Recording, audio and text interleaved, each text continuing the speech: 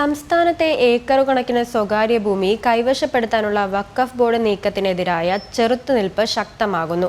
കിടപ്പാടം സംരക്ഷിക്കാൻ തീരദേശവാസികൾ നടത്തുന്ന സമരത്തിന് പിന്തുണയുമായി ബിജെപിയും കെസിബിസിയും സിറോ മലബാർ സഭയുമെല്ലാം രംഗത്തെത്തിക്കഴിഞ്ഞു.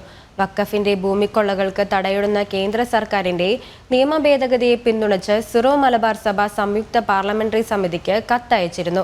ജനകീയ സമരത്തിന് ബിജെപി പൂർണ്ണ പിന്തുണയാണ് പ്രഖ്യാപിച്ചിട്ടുള്ളത്. ചെറായി മുനമ്പം മേഖലയിലെ മത്സ്യത്തൊഴിലാളികളുടെ ഏക്കർ കണക്കിന് ഭൂമിക്കായി ഒരു സുപ്രഭാതത്തിൽ അവകാശവാദം ഉന്നയിച്ചെത്തിയ വഖഫ് ബോർഡിനെതിരെ ചെറുത്തുനിൽപ്പിന്റെയും പോരാട്ടത്തിന്റെയും പാതയിലാണ് ജനത.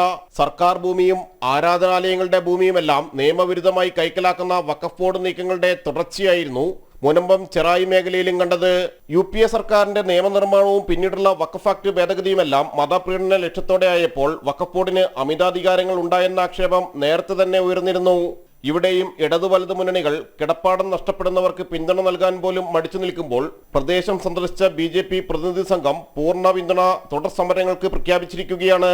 BJP സംസ്ഥാന സമിതി അംഗം അഡ്വക്കേറ്റ് ഷോൺ ജോർജും വക്താവ് KVS ഹരിദാസും പ്രദേശവാസികളെ സന്ദർശിച്ച് പിന്തുണ അറിയിച്ചതിനൊപ്പം കേന്ദ്ര സർക്കാരിന്റെ പുതിയ വഖഫ് നിയമം എല്ലാ ആശങ്കകൾക്കും പരിഹാരമാകുമെന്നും അറിയിച്ചിട്ടുണ്ട്.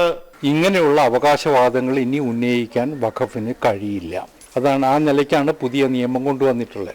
നമുക്ക് കാത്തിരിക്കാം. ക്രൈസ്തവ സഭയെ സംബന്ധിച്ചുള്ള ചില പ്രശ്നങ്ങൾ ചില സ്ഥലങ്ങളിലുണ്ട്. ചില സ്ഥലങ്ങളിൽ ക്ഷേത്രത്തിന്റെ ഭൂമി പോലും വഖഫിൻ്റെതാണ് എന്നുള്ള അവകാശവാദം ഉയർന്നിട്ടുണ്ട്. ഇതിനൊപ്പം വഖഫ് ബോർഡ് നീക്കത്തെ ചെറുത്ത് ക്രൈസ്തവ സംഘടനകളും വൈദികരും രംഗത്തുണ്ട്.